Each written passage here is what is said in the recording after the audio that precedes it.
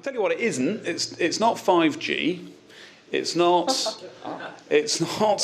immersive experiences. It's not blockchain for smart contracts. And I think that might be a bit controversial in the audience, but we're talking about the 1-year horizon.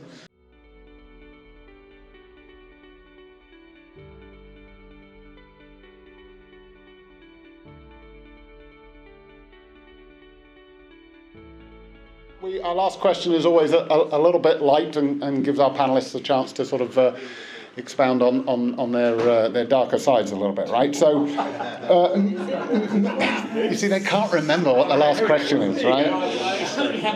It's not that bad, don't worry. I wouldn't do that to you. Moving into 2022, which area of upcoming or growing technology has the biggest potential to impact business growth? You can't say data, AI, or machine learning because we've covered that. Yes. So somebody has coined the term every company will be a fintech. I don't know who the hell said it. And with that comes regulation, a higher bar of information security, stepping up in cyber security. So I see a lot of action and a lot of need for better tooling, better systems, better processes, and frankly, cultural change internally for cybersecurity, information security. We already are highly regulated, so I already am dealing with that, but I think business models are all going to be fintechs. So that's going to be an increasingly important part of the business.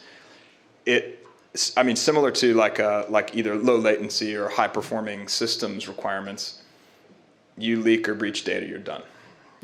Like you're just done. Like your business is done. If you're of a certain size, you can sell yourself to Verizon. So yeah. Share price goes up. Yeah. Once you reach a certain size, of course. But no. I mean, the UK is a place where you can found and grow amazing financial services based models. But there's also very low tolerance from the regulator. So I think anything that any business that's going to do that is going to have to cross-check pretty heavily with their information security, cybersecurity, compliance, tooling, and processes. So I'd say that's going to be a hot spot in the couple of years ahead. I think that's true, but not just for financial services. I mean, surely all of us in technology don't want to be on the front page of the Times as the company that got hacked, right, or ransomware or whatever. Yeah. And I'm not going to say I feel comfortable because instantly everybody will try and attack on my website. But it is a lot of time gets invested in that area, and I think the technology is improving, but it's almost your approach, not just the technology there, right? For sure. Tom? Yeah, great. Well, that was disappointing because that was what I'd originally thought I was going to say. I can tell you what it isn't. It's not 5G. It's not immersive experiences. It's not blockchain for smart contracts. And I think that might be a bit controversial in the audience, but we're talking about the 1-year horizon. I think what's going to make the biggest impact, it's actually just more of the more dull stuff that we've been talking about that is probably already very familiar in the room.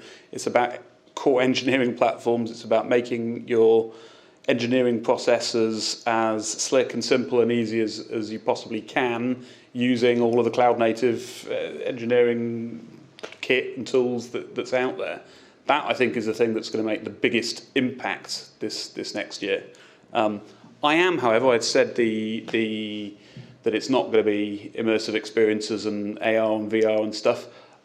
I am bullish on that, and we're doing quite a lot of work already in virtual reality for training and that side of things, augmented reality for field engineering support in our telco business, or so. I definitely do think that is, we've said it before, right? I think a lot of us have been here before, but I do think that's now just on the cusp. Next 5 years. Okay, those were two sort of safe answers in a way. One very, very important on a daily basis, and the other one over here saying do what we do a little bit better. So, Milena, are we all going on VR train journeys? Can you spice this up a bit for us? I would go long on blockchain, but yes, not within next year. That would be a few years down the line, and also Tom is not letting me, so it'll have to be something else. I'm gonna say, in terms of engineering productivity, I think as hopeful as I am about us going back to offices, I do think we have at least another year of quite a lot of collaborative remote work, and probably more of it kind of in the long run. So probably a lot of anything that enables collaborative real time, feels like you're almost in the same room kind of stuff.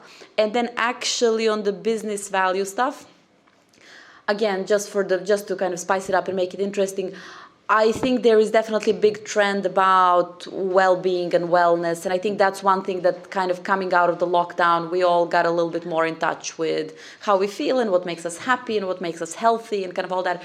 So from the technology angle, I'm gonna say, and I guess leaning a little bit more into hardware, but anything with sensors that just kind of can figure out, kind of and that could be like all the various smartwatches and things in your phones, that the sensors that are detecting kind of how you're doing and how you're feeling. But I think that's one thing that will be permeating more and more over the next year. Actually, so we're most of us are in the software business, but if you're in the hardware business, the next year looks really bad. Okay. Very difficult, right? There are chip shortages, there are material shortages, and forget about getting anything into the UK if you're trying to manufacture here. So we could have just said that and said you're screwed if you're in the hardware business. Resilience in resilience in both industries. Oh, yeah. Yeah. Resilience. Resilient Brazilians?